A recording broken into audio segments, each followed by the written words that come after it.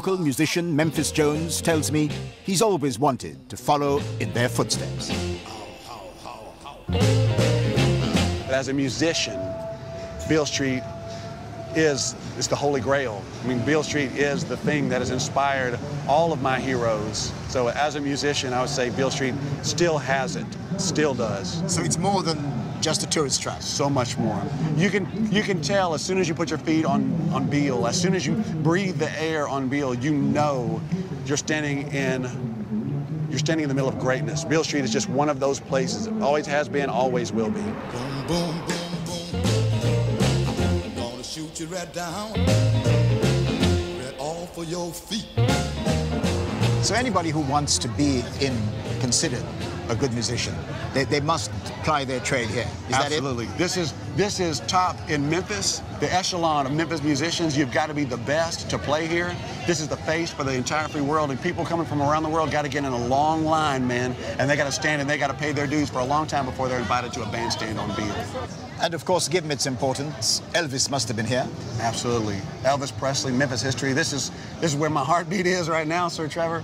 A white kid singing the blues, but loving the culture where the blues comes from. There is no Elvis without Beale Street. There's no Graceland without Beale Street.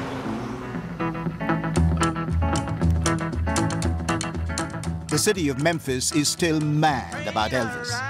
He lived here from the age of 13. He made his first records here in Sun Studio. It's now designated a historic landmark. 16 coaches long. Local musician LaVere shows me the studio. She now plays all over the world, but explains how special this place is. And this is the studio. The studio. Wow. It's amazing to be here. I think so. I think it's somewhat of a church for musicians, really.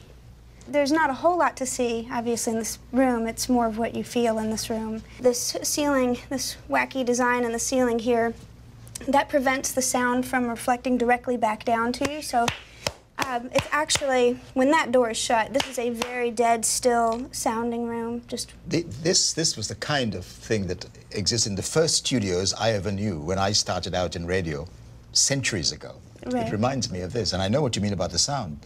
So it's really, really sort of very old-fashioned. It's very old-fashioned. Even still today, I think that people that come in here to record actually sound better than they do. Really? Yeah, there's something about this place. The energy of it, I think, makes people better. And just looking around on the walls here, I mean, there's Elvis. Yes. And Jerry Lee Lewis. Mm-hmm. And Johnny Cash. Right. My And then in the goodness. center there is Carl Perkins. Yeah. This is roughly where Elvis stood when he made his earliest recordings, right here.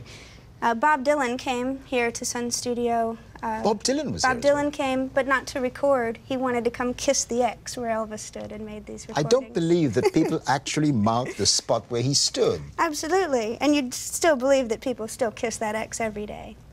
I don't believe it. They really do. And initially, as the story goes, Sam had first had Elvis facing into the control room where Sam Phillips would man the ship, so to speak, from in there. Yeah.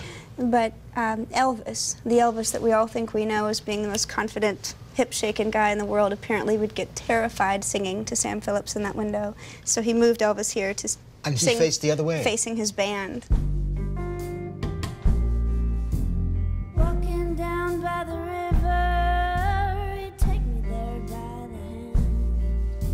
We'd watch that sunset on that river, just me and my man. Just me. By day, people come in their hundreds to salute the memory of the legends who played here.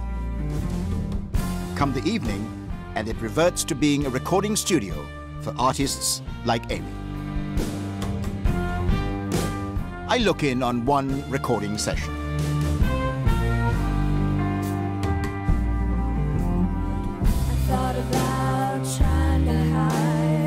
Memphis is always seeking to build on its reputation as one of the innovative music capitals of the world.